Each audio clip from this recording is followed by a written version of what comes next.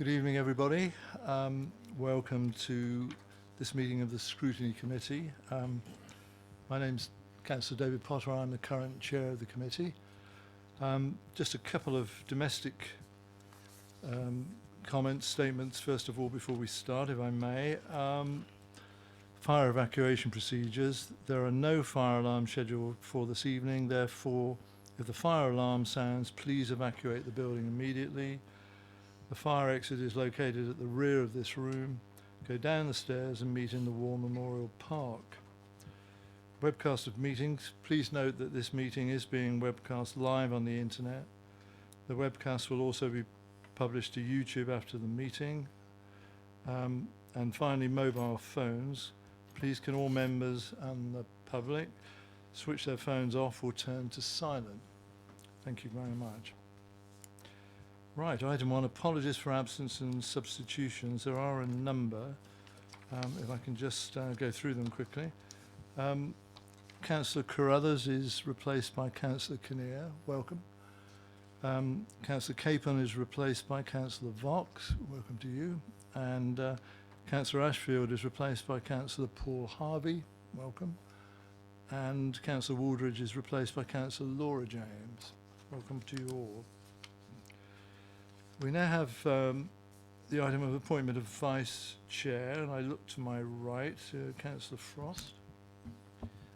Thank you, Chair. I'd just like to just say a few words that whilst at the last meeting I was free and able to undertake the role of Vice Chair, unfortunately due to recent workload increase, I can't give it the time that I need to be able to give it.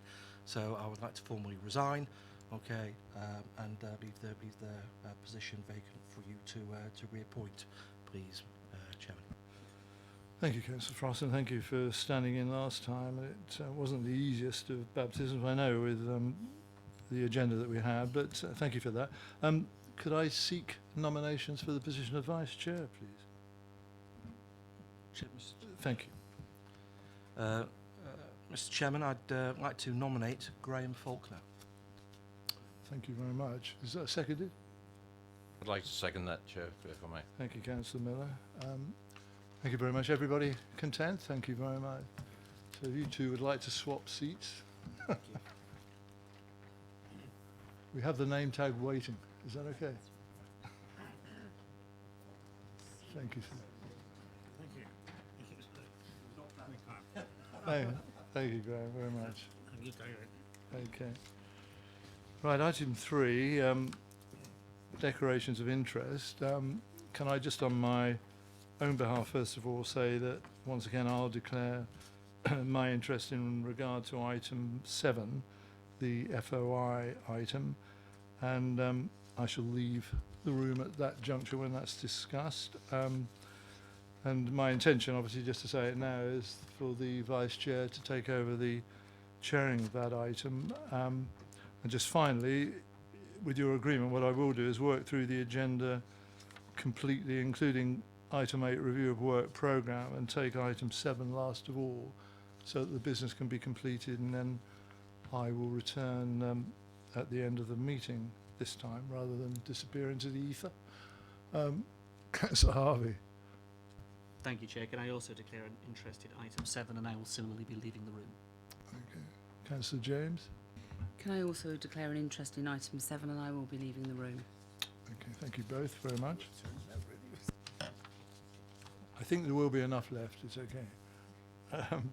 Okay, let's move on, thank you. Urgent matters, none that I've had notice of, I don't think there are any others, thank you. The minutes of the meeting held on the 18th of June, those of you who were at that meeting and those of you who had a chance to look at them, can I take it that the minutes are accurate and that I may sign the minutes in that way? Great, thank you. Right, we have item 6, which is performance panel update, and Carol is with us this evening. Hello, Carol. And I know Sue is going to speak to this as well, in the absence of Councillor Ashfield, who we have apologies from. So Okay, sorry. Say that again to be Sue. Right. Are we? No, sorry. No, it's okay. Thank you. Sorry for that. So really, it's a question of whether Carol or Sue are going to do an intro on this, and then other people will contribute. Yeah. Okay. Thank you, Sue. So yes, the performance panel met on Monday the 1st of July, and the minutes are obviously included in this pack. The main issues were a Basing Review update, the Revenue and Capital Outcome Report, and corporate performance monitoring. There were a few actions which are noted within the minutes that to be followed up. And then there was actually quite extensive conversation around what performance monitoring might look like going forward, the timing of information that comes to panel in terms of at the moment it's quite late in the day, so actually potentially we need to review the timing of information. And we also talked about exception reporting going forward in order to give more timely, accurate information to the panel that they can actually potentially influence in a timely way. And some of that was around the capital programme, for example, and when schemes are completed, actually asking to see the scheme completion reports, and therefore being able to comment on any issues that come up from that. There was lots of conversation around the way in which our key performance indicators are pulled together. Very comprehensive document. However, what we'd perhaps like to see going forward is some comparator data, what's our direction of travel, and there was some discussion around the meaningfulness of some of the indicators. So with the council plan due to be updated this year for approval in February next year, there's an opportunity to actually look at the KPIs and actually influence what it is we want to be monitoring. And there was lots of conversation around waste, contamination, antisocial behaviour, and actually telling narrative, for example, in terms of how do all the indicators link. So, one indicator shows one thing, and another shows another. What's the actual link between the indicators? So it's actually looking at the narrative and the story around the indicators as well. So it was actually a very useful conversation in terms of how we might want to shape the panel going forward. And there was an action for panel members to come back with their thoughts and suggestions about how we might be able to do that. Carol is here this evening if anyone's got any questions they want to raise specifically around any of the KPIs. Okay, thank you. Can I just check? I mean, just looking at the minutes of the meeting, so it was, perhaps if I've missed this from what you were saying, it was agreed that the panel would conduct a full review and comparison of performance indicators. How would that be undertaken? So the full review of indicators is linked to the council plan. Yeah. What we're looking at is how we undertake service planning going forward. So there should, you may have heard the phrase the golden thread before in terms of how does the corporate plan and indicators flow through into service plans. So we want to fully review all of those indicators to ensure that, because what you see in the summary is a number of indicators that have been rolled up into one. So we need to understand what's actually within there, and actually are they meaningful, and can we actually capture information around them? Can we actually measure them? So when we say full review, we want to look at all indicators, not just the corporate indicators. Right. Carol, did you want to comment now? Or if we get questions from members, do you want to respond to those, whichever? I'm happy to respond to questions, but I think Sue's probably covered the essence of the meeting. Thank you. Okay. Looking around, Councillor Harvey. Thank you, Chair.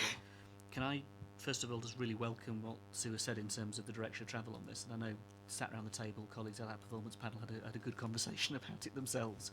But as a scrutiny committee, I think we should welcome that ourselves and incorporate that into the notes that we make of this meeting. I think the issue of KPIs has been raised by many members over the past around having self-fulfilling KPIs. What's the meaningfulness of them? And sometimes, rather than it being a tick box exercise, it needs to be a more thorough exercise than that. And I know there's a piece of work around that with where the council plan's going to go, and then where you take your service planning, and then from within that, where we might see not so many perhaps amalgamated KPIs, but KPIs that have got some statistical relevance, but also, as you rightly say, the narrative. And I'm really pleased to hear that. I think the relationship between them becomes important, because again, sometimes it's been quite siloed, and we haven't been able to compare. And we haven't been able to sit in meetings, and actually officers have sometimes struggled to even compare, let alone members ask the questions. We just haven't had the data, haven't had the information at the fingertips, or for that matter even to go away and come back with it. It's not been there, which raises a question really. about number 13 on the page, page 11, 13, in paragraph 6, where it talks about obtaining, for example, collection round specific data.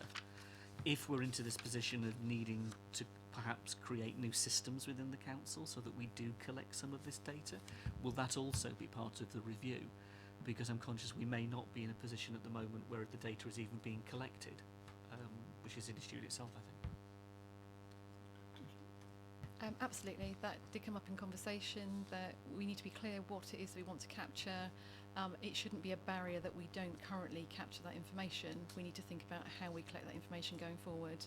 And if it's deemed to be a useful indicator that it actually has some meaning and adds the value, then we'll look at ways in which we can collect that information. Councillor James. Thank you. I am now getting a hard copy of the performance panel reports. I suppose this is the first time I've received them for some time, really, and I was really shocked at how poor they were, really.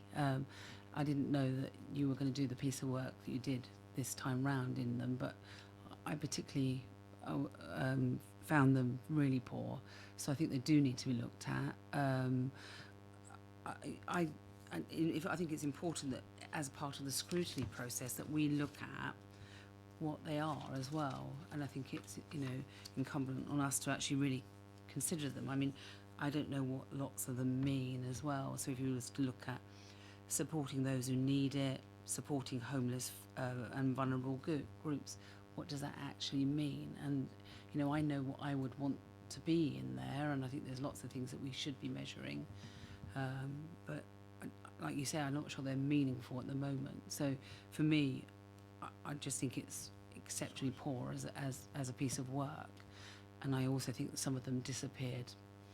It was politically, in lots of people's interest that they weren't there, but because some of them they were always in amber, so I think they disappeared along the way.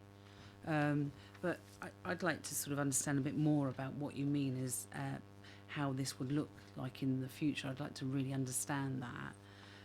I think it's important that people that sit on scrutiny maybe should get a copy of those reports. I don't know if you all do that, but I really feel, because you get this feedback from Chloe normally, but I think that you ought to have a copy of the report as well and follow the work of the performance panel and see what they're doing. I think a lot of members maybe should be having a look at what's happening there.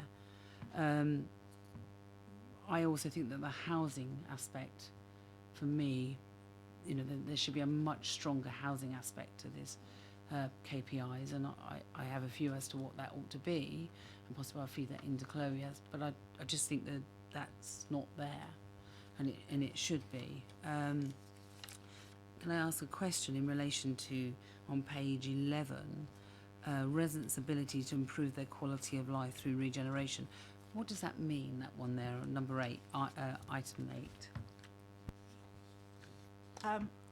Yes, those words are actually taken directly from the council plan.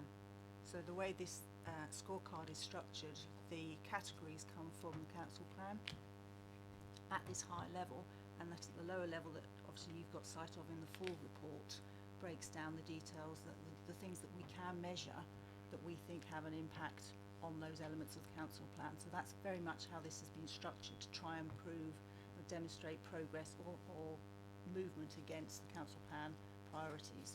So that's what those words, that's where they come from. They're not our words as such, they're from the council plan words. Does that answer your question? But it says there that the strategy was not progressing. The actual indicator itself, the measurement underneath it, is the regeneration, the strategic regeneration programme, which I believe is not that it's not progressing, it is evolving to a sort of a workplace framework, as I understand it, or a place framing strategy, and that's a clarification that I've agreed to go back with the performance panel to explain that a bit more as to what those words mean from the status point of view.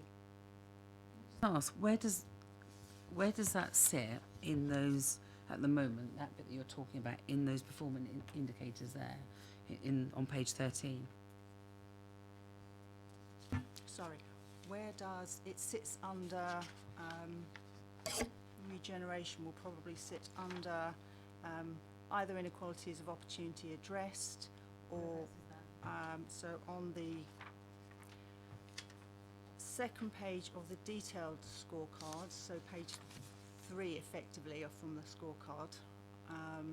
So there are some generic, I suppose, expressions. So the increased opportunities of people living in housing areas, that encompasses a lot of the regeneration work, as does inequalities of opportunity. So the projects that have been sat under regen have been split out and focused at different elements of it.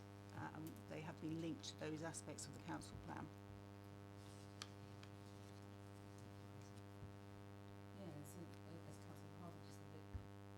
You know, that doesn't reflect that it's not progressing, does it?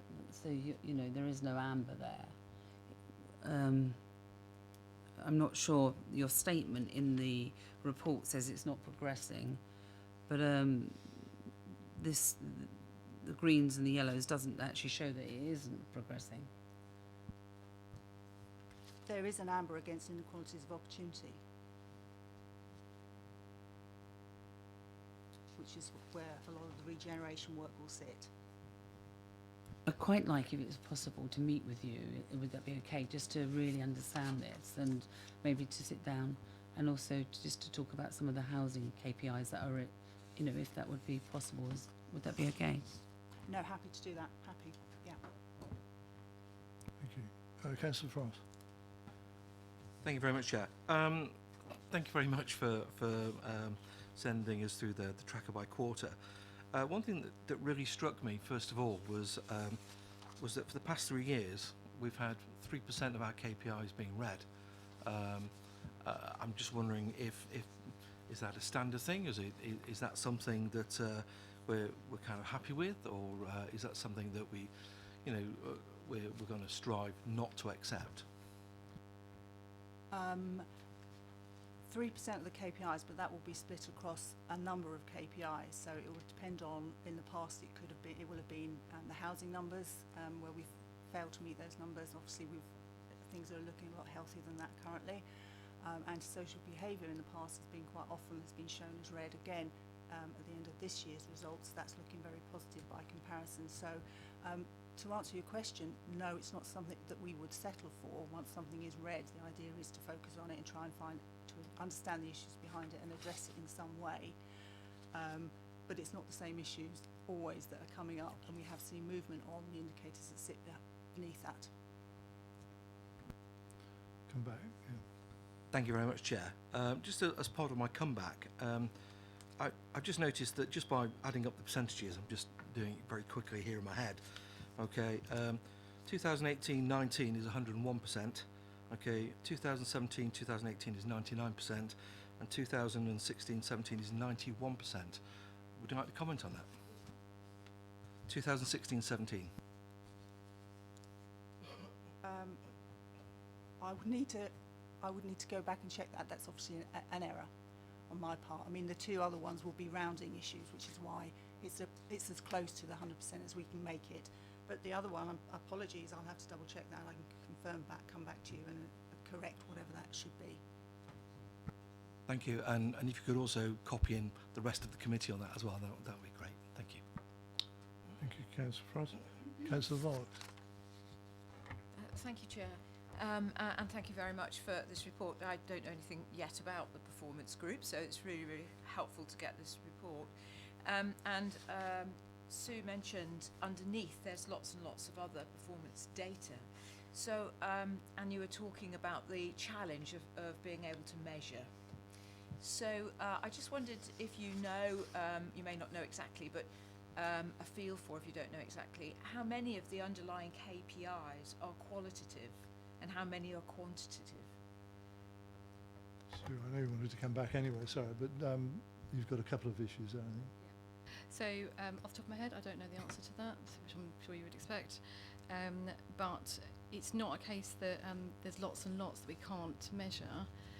But we want to make sure that people are putting KPIs forward. So in part of the review and understanding why we're measuring something, are we and I use the word arbitrary lightly to some extent, in that, are we finding a way to measure that doesn't actually give us the information that we need, and it's not actually meeting the original intention of the KPI?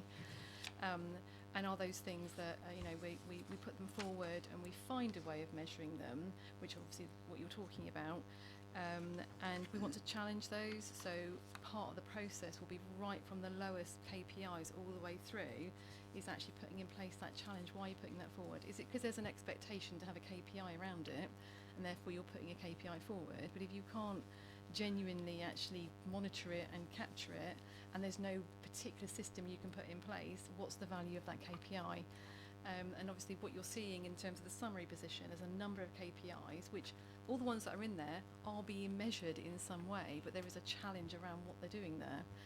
And I think, just coming back to Councillor James, if I may, if there's things you'd like to feedback either direct to myself or Carol in terms of what about the report that you would like to see different, and what improvements you'd like to see, we would welcome those, because that's part of the review, as with any of the other members in here, and obviously along with performance panel, in terms of we're trying to make it more meaningful.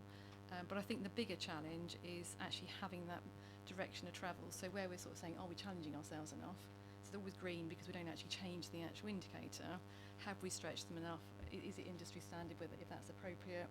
Where do we want to be? So, do we want should it be going up or down, depending on what the indicator is? How do we compare to those people that we can actually compare against? So there's lots we want to do. So any thoughts you have around in terms of how you would like to see that presented, we very much welcome those. Thank you, Sue. Do you want to come back, Councillor James? Thank you, and I will pick you up on that. That's great. Thank you so much. Can I just also ask, in relation to one of the measures here, it says about the use of bed and breakfast is minimised as alternative accommodation options are improved.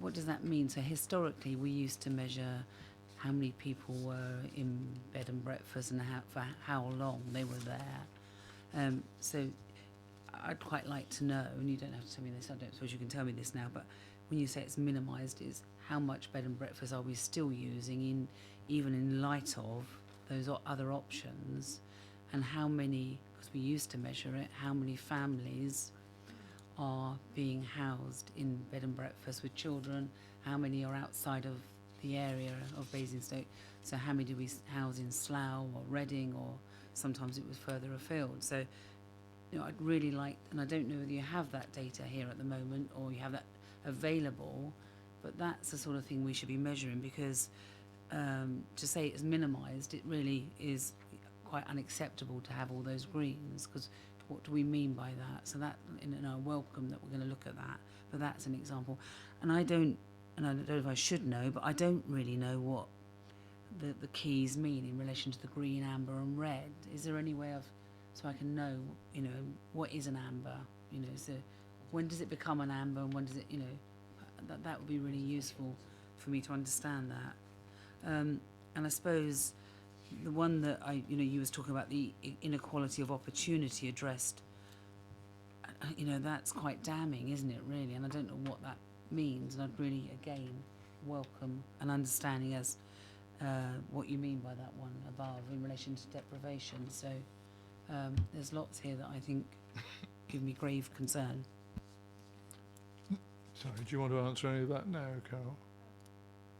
I would just say that obviously if you look further, you've got the full report that goes to performance panel.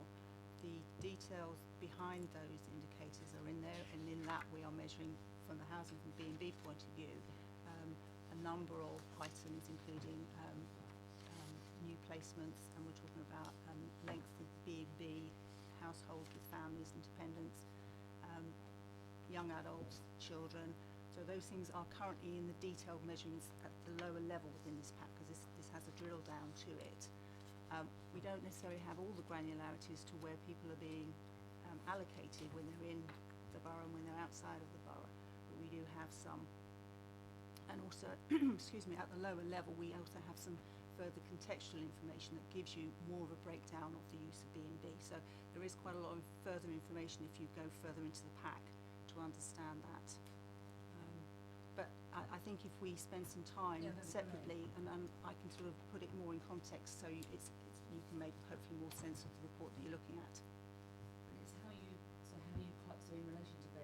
how you club those together to then say it's been minimalised. It could be that one of those trends is of concern, that there is an increase in people going into bed and breakfast in a certain area, or that young people, so I just, for it to all to be clubbed together in one measurement like that, I think I don't think that's helpful for us if we're looking at direction of travel or policy or things that we should be worrying about in the council. So that's what I would want to do. I would want to see each one of those areas broken down a bit more, so it can give you a real flavour for what's going on in that area.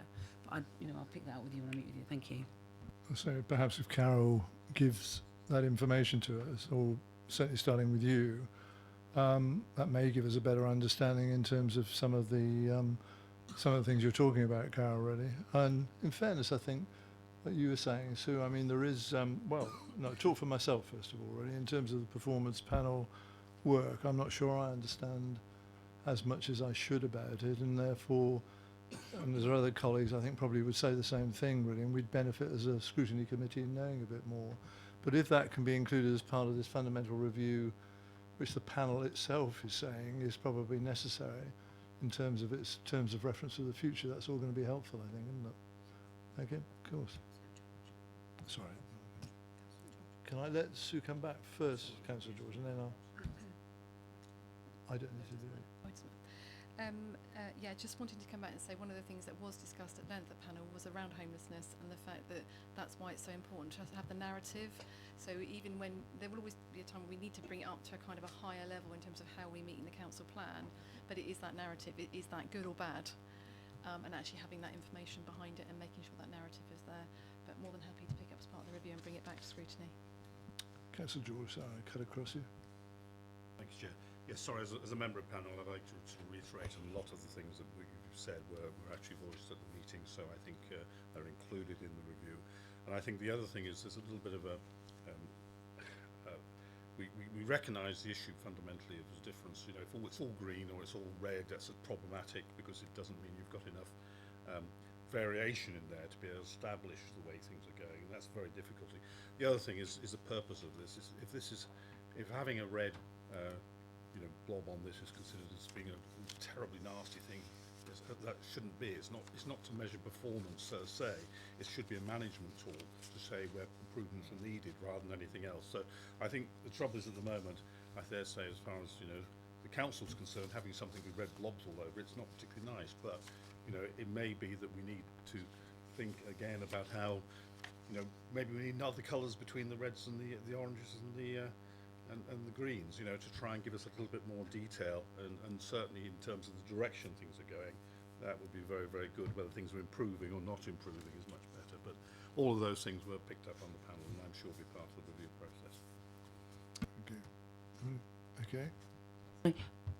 So I'm not really sure what happens. So does this normally come back to this scrutiny committee, and in what form? So if the issue of the inequalities, what I would want to see, I suppose, if there was an amber, and it was an amber for 2 consecutive times, is some real detail within the report, and maybe even the officer who has responsibility for that area of work that comes to scrutiny, and actually you in scrutiny are required to actually scrutinise why that is the case. You would want to know that this is being addressed, or and so for me, I would want to be scrutinising these areas that are possibly there's a continuous, and if you look at there's quite a few here, isn't there, in relation to high quality, in relation to many down.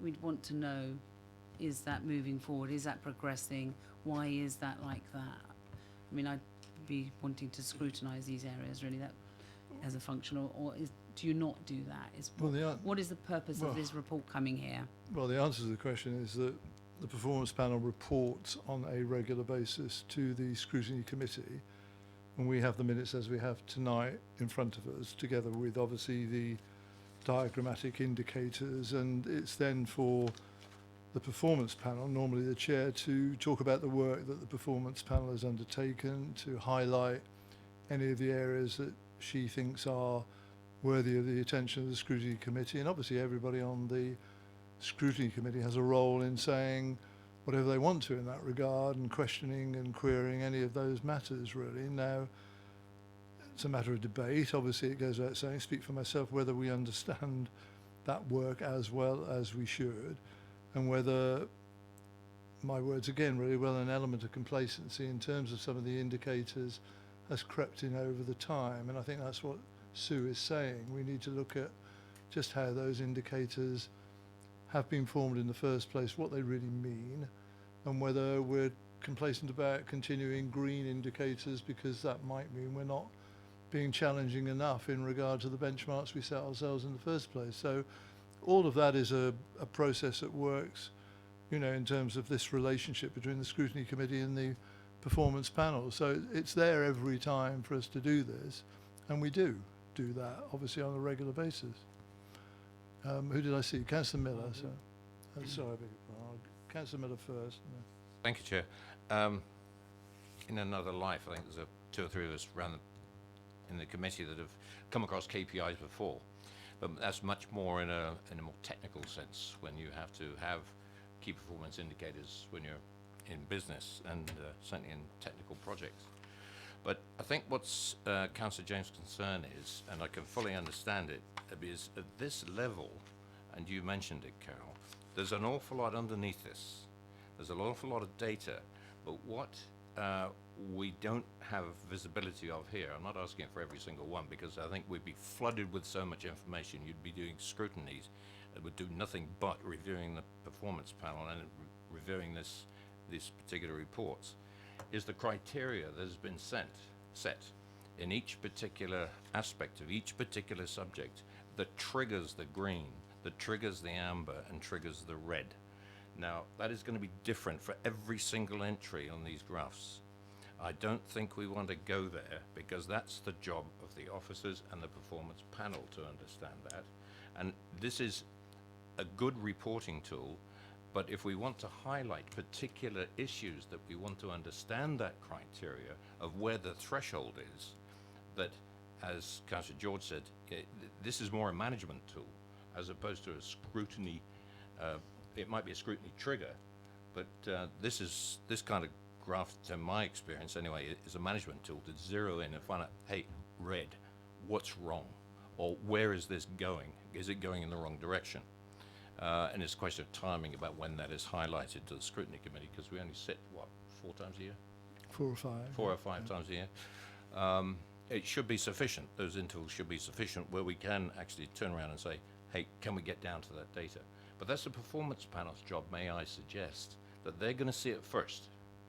And the chair of the performance panel would normally come along, as you quite rightly say, Chair, because you and I have been on scrutiny for some time. They come along and present that to the scrutiny panel and come armed with the information for those particular issues that are sensitive.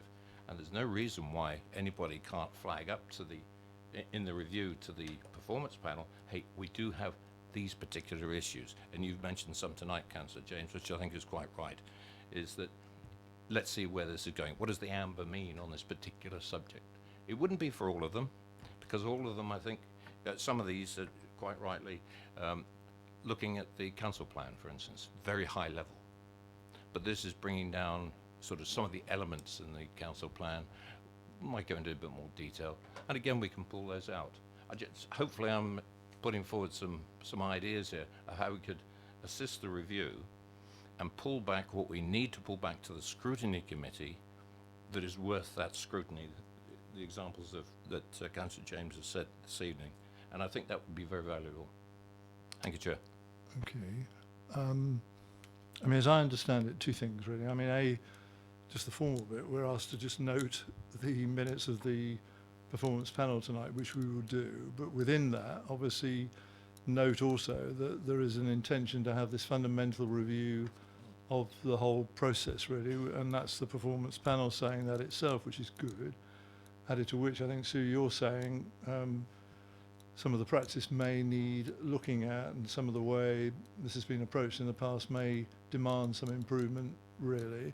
And there are members of this committee probably, who, if they want further information about you know, the way the work is done. Carol, I think, is saying, just let me know, and either on a one-to-one basis or a slightly expanded briefing, I'll provide that to you so that you can get into the detail of this. Did I say that right? Is that what we're looking for? Okay, all right. Is everybody content with where we are on this, and we can leave it tonight for that? And then I don't know what the time scale is, Sue. Sorry. I mean, if you could give us an indication of that, that might be useful, really. So this isn't an overnight thing, I'm sure you can appreciate. Obviously, once we actually see what the council plan looks like, it'll obviously be linked into the council plan. So obviously the intention this year is obviously we have the indicators that we're using, but any way in which we can perhaps change the way in which we present it in terms of giving you the information you need, we can do. In terms of all the underlying indicators, they will drop out over the next 6 to 12 months in terms of setting the council plan and actually updating service plans. So it's not going to be an overnight thing, but it's a direction of travel in terms of reviewing and sorting it. So the next panel meeting is in September, I believe, Carol, at which point we're expecting the panel members to come back with their suggestions around the review. So it would be handy if you can feed into Chloe as well any thoughts on the process, you know, that you want to actually have addressed at performance panel. Okay, thank you. I mean, we'll talk about it in a minute anyway. We'll have a meeting of this committee, I think, in September, and we can probably have an update then, if not the sort of final conclusions, obviously. Okay, thank you all. Let me move on, if I may, to item 8, the review of the work programme, which appears on pages 35 and 36. And looking to my left, Claire, I think we do have an amendment, don't we, to make in regard to regarding September. You'll see, I'm sorry, on page 35 that we make reference to the November meeting, but there will be a meeting of this committee in September. Is it the 17th? I think so, yeah. Yeah, sorry, September the 17th. And what we are going to be looking at then is the housing allocations policy, which is a regular annual event and something that we've missed off this work programme. And I know that I must get my words right on this. We've got the chair of the EPH here anyway, and other members of that committee. Certainly at EPH, this matter was raised, and I know that the concerns that were expressed in regard to the allocations policy, I think the discussion was, well, if this is going to go to scrutiny anyway, let's reserve our comments until then and offer that facility to members of EPH to make that contribution to scrutiny. Is that anywhere near right? Very much so, Chair. Basically, it was coming, homelessness was coming to scrutiny anyway. So I felt that as part of the work stream that was presented to EPH by Councillor Laura James, okay, last month, because that was actually coming here, and it was part of the work stream was actually scrutinising the policy. I felt that that would probably be the best place for it. And then if there are any actions that need to be taken from the scrutinisation of the policy, then we will take that back into EPH. Thank you. Councillor James.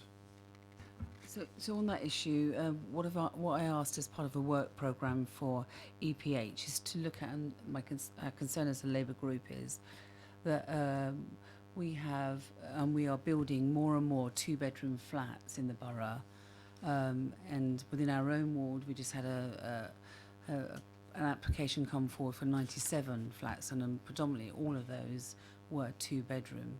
But the housing allocation policy in the borough at the moment is for, in relation to the register, is that only families will be offered. There are exceptions, but only families will be offered 2 bedrooms.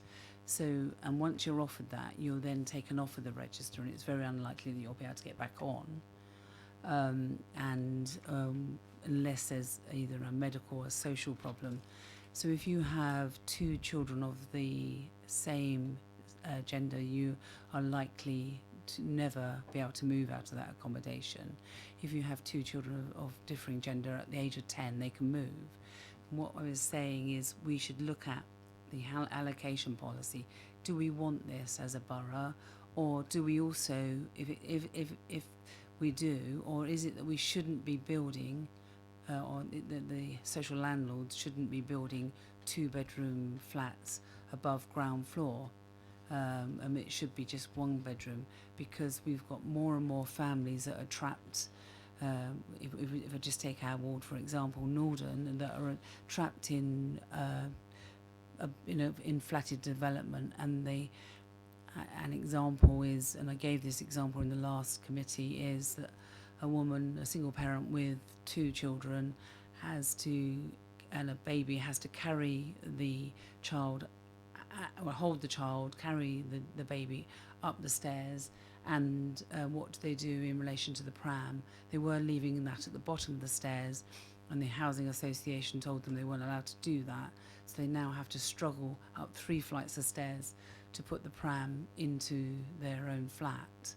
And then there becomes a problem, lots of problems, like if you have rubbish, what do you do about taking the rubbish out? And you leave the baby and the children in the flat while you run downstairs through a door, through another door, and out the back to put the rubbish in the bin, or what do you do? So I think it's something, and I asked the committee then if they would look at that in relation to this allocation policy. So we'll be looking at it from a planning point of view as to whether we should be building, or whether housing associations should be building that units above ground floor. But I think it's something we should consider, because many of these people can't move on and they're trapped. So Let's, I mean, if we are going to have a look at the allocations policy, get the report on the allocations policy in September, we will, as usual, invite the portfolio holder to attend that meeting together with housing officers. And hopefully, we can have a proper discussion about that aspect and all other aspects of the allocations policy, and question clearly some of the stuff that's been in that for some long time, really. Just to make it clear in terms of scrutiny committee proper, obviously anybody who wants to come along on the evening, any other councillor, and make a contribution, either in a substitute role or in, clearly visiting councillor role, would be very welcome, really. And I think if we could prepare, obviously, our housing officers for the fact that the scrutiny committee, because of commentary that's been raised in EPH, will probably have a number of searching questions. I think that would be good, and then we'll have a worthwhile discussion on the evening. Councillor Frost. Thank you, Chair. I'd just like to reassure the committee that the work stream that was sent to me by Councillor James has been shared with housing officers. I have asked for them to prepare, and include all the questions that were raised for information within the work stream into the report. So therefore the report should be comprehensive. And I've also had the support of Rebecca Emmett, with that.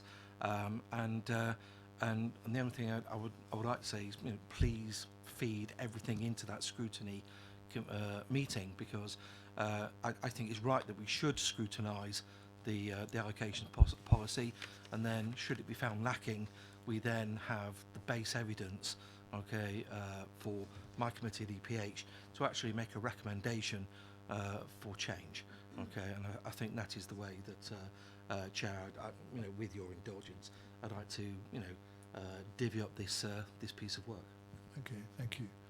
So simply then, we're happy that that will be the main subject matter for our September meeting, and we'll make sure that we've got people available who can answer all the detailed points that people will want to raise.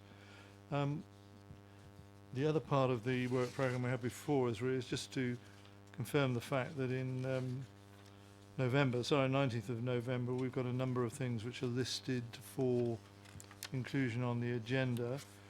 Could I just check with Sue, in terms of the budget strategy report and the actual... okay, the answer, fees and charges, that's all going to be one report, I think. Yeah, okay, right, thank you. So that's done. With that then being noted, is everybody happy with the work programme at the moment that we've set ourselves? Councillor Vox, did you want to come back? Yes, please, Chair. The Section 106 review group, Yeah.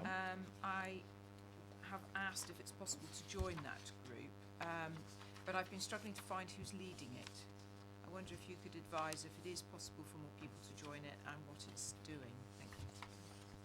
I'll probably struggle to advise you who's leading it. I'll probably struggle to advise you who's on at the moment. But we've had an interesting experience setting up the 106 group over a period. Really, it was proposed some long time ago, quite rightly, following a council resolution.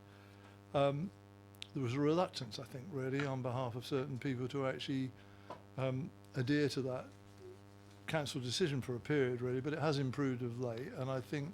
We had a first meeting yesterday. Oh, sorry. That's good. Sorry. But you weren't there, Councillor Vox. And I'm really sorry. I don't know how that sort of lack of. I don't know. I will include you. I'll make a note and include you in all future. And was there a future meeting scheduled? Do you know? It's we're arranging something for September because obviously there's No, no quite. meetings during August, so it'll be early September. Okay. My intro there was just to say it stumbled for a while in terms of getting nominations, and enthusiasts like yourself were also ignored. So apologies for that, really. But once it starts to work properly, then you'll be very welcome, and we'll make sure you get the date for the next meeting. Thank you, Chair. That's lovely. Okay. Councillor Harvey. Thank you, Chair. Just picking up the theme that's going on, can I nominate and add myself and Councillor Watts to the list? I'll add our two to join Councillor Phillimore and Councillor Wooldridge. And I know that there isn't a Lib Dem on that at the moment either. Whether or not the Lib Dems want to consider putting somebody on, that'd be great, or anybody else for that matter. I'll be happy to discuss that with our group leader and see what we need to do. Right. Councillor George, did I miss you? I'm sorry. Thanks, Chair. Yes, I was just going to update a little on, because we did have the meeting yesterday, so just explain what went on. We did have a very good preliminary meeting there, where we went through some of the obvious issues and limitations of the current process, and how there was some implementation was difficult in certain areas. But I think it was agreed that fundamentally more officers needed to be involved, and more departments needed to be involved to look at the processes that were in place. And I think the big thing that came out of it was the real need for early consultation with ward councillors, and if we could get that in place, and at the time of the, should we say, the outlined scope of the S106 agreement was in place, if we get ward councillors' involvement at that stage, most of the other problems would go away, frankly, they really would. So that was the discussion, basically what came out of it. And again, I think the next meeting, as Sadie mentioned, it will be a little later with a larger group of officers from different departments to take it forward. Thank you for that. We'll see what progress it made. Can I just check, were the mover and the seconder of the council motion present at the meeting you had yesterday? Councillor Rowland was. She was. Okay, that's good. That's pleasing to hear. Okay, thank you for that. So you're all in agreement or accept the work programme that we've set ourselves thus far. Thank you for that.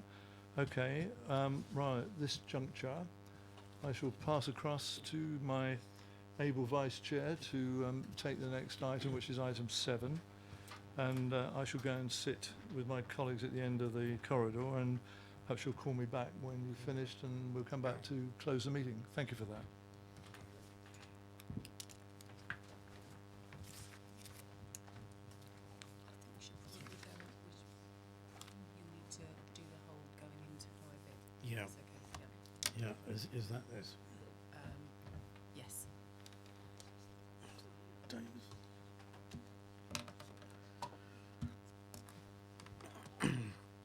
Okay, well, good evening all.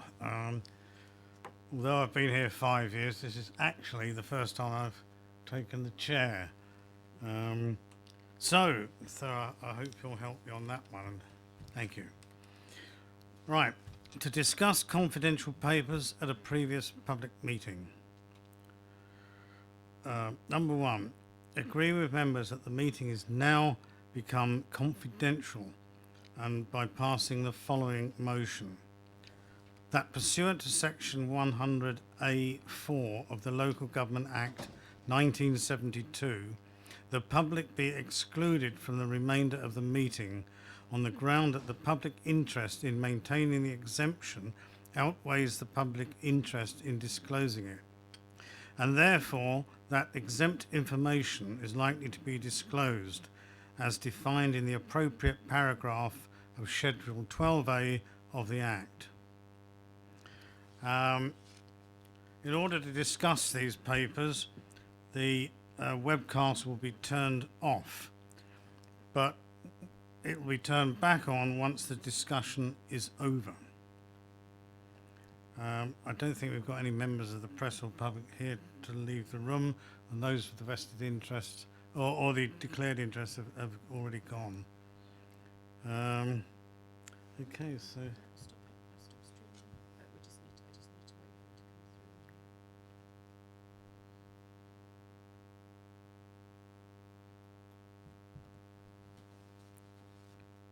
Thank you, Celia, very much. Thank you, Vice Chair, for taking the meeting, and thank you all for your attendance and contributions. And wish you a safe journey home. And I'll see you very soon, I'm sure. Thank you. there's nothing like to